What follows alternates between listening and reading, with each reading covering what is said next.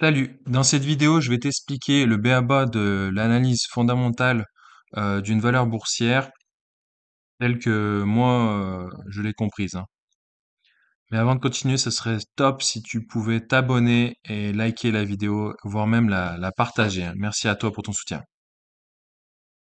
Un exemple pour vous illustrer ce qu'est l'analyse fondamentale, j'ai choisi LVMH, hein, donc l'action LVMH. Donc je suis sur le site Zone Bourse. Donc vous pouvez le voir, on est sur l'onglet Finance. Et cet onglet, il résume pas mal de choses, hein. Comme vous pouvez le voir, déjà là, il y a les actualités, hein, la valeur et la variation sur la journée et comment ça s'est produit dans la journée. La variation sur les 5 derniers jours et la variation au 1er janvier. Euh, euh, vous voyez là, la valorisation. Donc, vous voyez, il y a différentes années. Et si l'on prend depuis les antécédents, vous voyez les valeurs de 2019 à jusqu'aux prévisions 2026. Alors, comment il faut interpréter cela? Alors, moi, ce qui m'intéresse surtout, c'est si la valeur de l'entreprise, elle attend à augmenter. Donc, vous voyez, elle augmente avec les années. Donc, ça, je trouve que c'est plutôt bien, mais ça, on va dire, c'est subjectif. Les gens, ils parleront surtout de PER. PER, ça veut dire Price Earning Ratio. Donc, c'est le ratio entre le cours et le bénéfice net par action. Donc, ça veut dire que là, par exemple, en 2019, l'action, elle se payait 29,1 fois les bénéfices générés par l'entreprise. Ouais, qu'en 2020, ça a bondi à quasi 55 fois. Et là, après, ça s'est stabilisé aux alentours de 30. Et vous voyez, l'année 2023, on était plutôt pas mal, aux alentours de 24,2. Et puis là, euh, ça augmente. Je vais revenir après. Il y a le rendement, donc je pense que c'est le rendement par rapport aux dividendes générés, capitalisation sur chiffre d'affaires, valeur d'entreprise sur chiffre d'affaires, le nombre de titres, donc c'est le nombre d'actions en milliers, hein, donc il faut rajouter encore 3 zéros, hein, donc il n'y en a pas que 500 000. Donc pareil, si il y a une augmentation du nombre d'actions, la valeur, qu'est-ce qu'elle va faire? Elle va tout simplement baisser, hein, parce qu'on ne peut pas augmenter comme ça la valeur d'une action en augmentant le nombre de titres. Si on augmente le nombre de titres, forcément ça diminue, hein. C'est comme si on coupait un gâteau en plusieurs parts. Si au contraire on fait de plus grosses parts, donc on regroupe les actions, donc ça veut dire qu'il y en a moins sur le marché, forcément l'action va être valorisée. Donc c'est ce qui est intéressant, je rebondis là-dessus, quand les entreprises publient un communiqué disant qu'ils vont racheter des milliers d'actions, en général c'est plutôt bien vu par les investisseurs tels que nous. Voilà. Euh, Pareil, il y a aussi le dividende, hein. Plus le dividende augmente, mieux c'est perçu par les investisseurs. Pourquoi? Parce qu'en fait, c'est, j'ai envie de dire, un signe de bonne santé en fait de l'entreprise, hein. Si l'entreprise est capable de générer des dividendes sur plusieurs années consécutives et en plus elles arrivent à l'augmenter, c'est que l'entreprise elle se porte plutôt bien. Voilà. À l'inverse, si l'entreprise décide de diviser par deux le dividende ou de supprimer transitoirement le dividende une année ou deux, en pensant que ça va être sur du court terme, en général c'est mal perçu, hein, par les investisseurs, hein. À titre d'exemple, hein, il y a la société Esso qui a publié qu'elle allait délivrer un dividende de 2 euros cette année avec un dividende exceptionnel de 13 euros. Je ne sais pas si vous vous rendez compte sur une action qui valait 80 euros. Donc Esso, hein, c'est comme un concurrent de Total, hein, c'est les raffineries de fuel et de pétrole. Et l'action, elle a bondi, elle est montée jusqu'à 120 euros en quelques jours. Donc elle a pris 50% en quelques jours. Donc voilà, bon, toutefois à prendre avec des pincettes, hein, parce que cette action SO, je m'y intéressais de plus près et elle revient de loin. Et puis vous voyez en dessous, donc du coup, je reprends sur l'exemple de LVMH, le cours de l'action, vous voyez 414, 510, 727, 679, 733. Et là, on est plutôt autour de 828,6. Et la suite, on le verra plus tard parce que ça s'est pas encore produit. En dessous, donc là à droite, BNA ça veut dire bénéfice net par action, donc c'est la partie vert foncé. La partie vert clair c'est le dividende, vous voyez que ça monte au fil du temps, donc c'est plutôt bon signe. Et par contre le dividende par bénéfice net, et il est plutôt stable, hein. En tout cas, il baisse pas, donc moi j'interprète comme quelque chose de bien.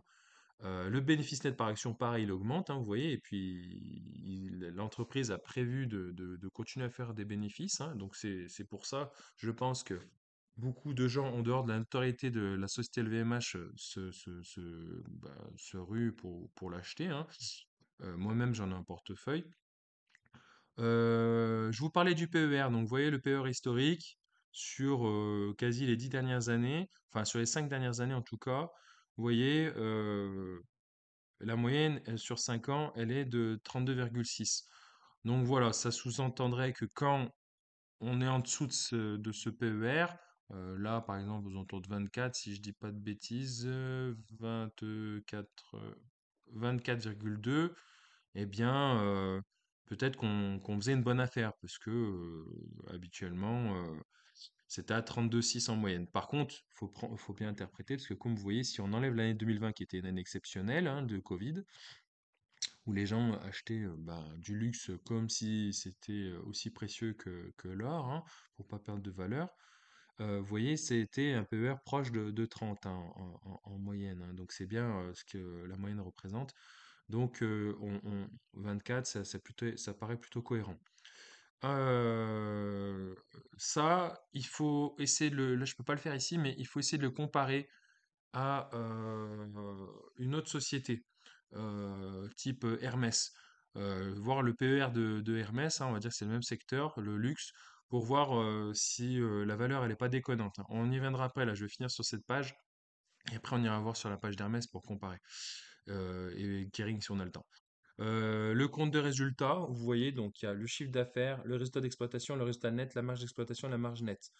Vous voyez, bon, pas besoin d'être un grand scientifique, hein, d'un grand analyse boursier pour voir que bah, là, ça monte avec le temps. En tout cas, c'est stable et ça, c'est plutôt positif. Toutes les barres montent vers le haut, donc ça veut dire qu'elles continuent à générer des profits. Donc, pas besoin d'aller trop interpréter les chiffres. Les graphiques sont plutôt clairs et voilà, elle a encore de belles années devant elle, hein, LVMH. Pareil, chiffre d'affaires, donc en millions d'euros, ben, vous voyez, le chiffre d'affaires continue d'augmenter. Donc ça, c'est une fausse bonne nouvelle en fait. Il faut pas interpréter le chiffre d'affaires seul, parce que on peut faire un énorme chiffre d'affaires, mais donc ça veut dire qu'on vend beaucoup, mais on peut avoir des dettes. Et donc c'est pas très sain pour l'entreprise, parce que ça voudrait dire que tout le pognon que la société a amassé, faut qu'elle rembourse ses créanciers, rembourse ses dettes. Donc, pas sûr que ce soit une bonne chose. Donc, il faut regarder ça dans l'ensemble. Donc, il y a l'EBITDA. Je sais plus ce que ça signifie, mais c'est en fait c'est les bénéfices avant les taxes et les dividendes. Et donc, vous voyez, bah, les bénéfices tendent à augmenter, hein. Donc, on va reprendre un peu avant. Voilà. 2021, 23 000, 2022, 27 000, enfin 23 000 millions, donc c'est plutôt 23 milliards, 27 milliards et quasi 30 milliards, d'accord? Donc voilà, c'est pas mal, hein. Et vous voyez, résultat net, pareil, il tend à augmenter avec le temps, hein, 12 milliards, 14 milliards, 15 milliards.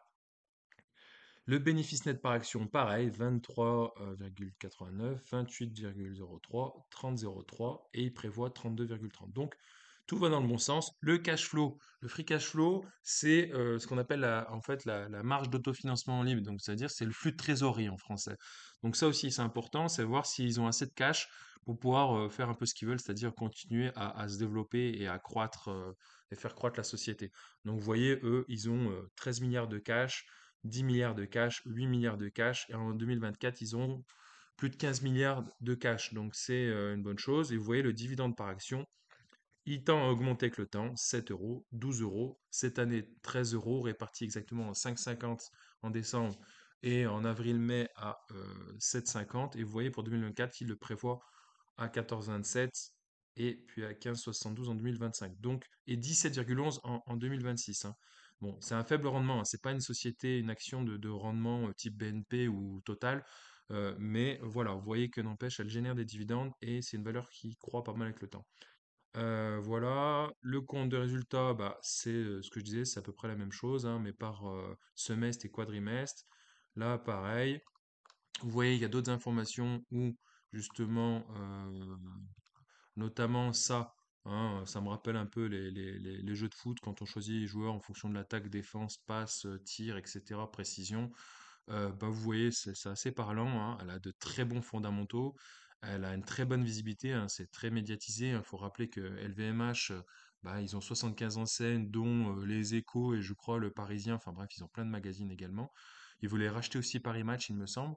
Consensus, elle fait pas autant de consensus qu'Air Liquide, mais bon, elle fait quand même du consensus. Momentum, il n'y en a pas vraiment en ce moment. Hein, le momentum, c'est ce qui fait enfin, c'est quand il y a un catalyseur qui fait monter l'action. Donc, quand il y a eu l'annonce des résultats, elle a bondi de 12%. Je ne sais pas si vous vous en rappelez, ça passait partout à la télé. Voilà. Et la valorisation, euh, je sais pas trop ce que c'est, mais bon, voilà. Donc, ça peut vous donner une autre idée des caractéristiques de la valeur. Consensus des analystes. Vous voyez, donc vous voyez qu'il y a 24 analystes, hein, donc elle est très médiatisée, hein, parce que si vous prenez une valeur type, je sais pas, Vetoquinol, hein, c'est vétérinaire, il n'y a pas autant d'analystes qui vont analyser l'action, hein. C'est pas aussi bien médiatisé, hein. Malheureusement, les petites capitalisations, elles n'ont pas cette chance, elles sont pas bien visibles, hein. Alors que LVMH, Total, BNP, Stellantis, AXA, etc. Voilà, beaucoup d'analystes financiers la suivent et publie des choses sur elle. Donc là, vous voyez, la plupart des analystes sont sur achat, hein, donc c'est vert, donc c'est plutôt bon signe, hein. Bon, après ça, c'est à prendre avec des pincettes, hein. Vous voyez, l'objectif de cours moyen, il a 863. Moi, personnellement, je vise le all-time high à 902, voire 1000, parce que, vous voyez, il y a tous les résultats en plus sont plutôt bons, et il n'y a pas de raison qu'elle continue à augmenter, hein. Les gens achètent une action chère, mais ils savent pourquoi ils le font, hein. Ils savent qu'il y a encore du potentiel euh, euh, à venir, hein. Il y a un énorme potentiel. Donc voilà.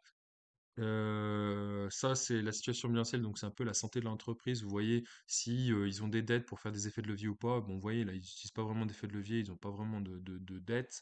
Donc c'est plutôt une bonne chose. Et puis vous voyez, ben, ça colle avec le reste, un chiffre d'affaires, EBITDA qui monte.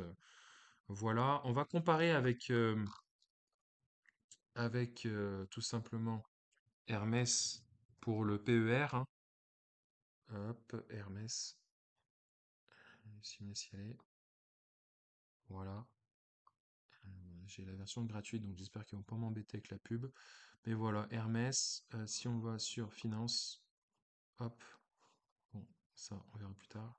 Voilà, finance, le PER d'Hermès, vous voyez, il n'est pas à 24, hein. Vous voyez, 45, 66, 66, 45, 46, 53. Donc vous voyez, les gens, ils sont quand même payés, ils sont quand même prêts à payer une action qui a un PER à 53. Alors je vous rassure, hein, les actions comme Apple, Tesla, Google, tout ça, elles ont quand même des PER aussi élevés. Donc si on compare dans le domaine du luxe, le PER de LVMH à 24 en moyenne, enfin 24 actuellement, 24,2, et le PER de Hermès actuellement à 46,7, vous voyez, il est deux fois, l'action, elle se paye deux fois plus cher qu'LVMH, hein. La preuve, hein, vous voyez, le cours d'action d'LVMH est autour de 830, le cours de l'action à Hermès était à, voilà, 2400, donc trois fois plus. Euh, donc voilà, mais après vous voyez ben, les bénéfices, hein, c'est où les bénéfices? Vous voyez là, résultat net, touk touk touk, eux voilà 4 milliards, free cash flow, bah, ils ont des milliards. Le bénéfice net par action, vous voyez, il est de 23, 32, 41. Donc tout, c'est pas mal, hein, aussi, hein, vous voyez, si on regarde les courbes, vous voyez là, ça c'est assez parlant.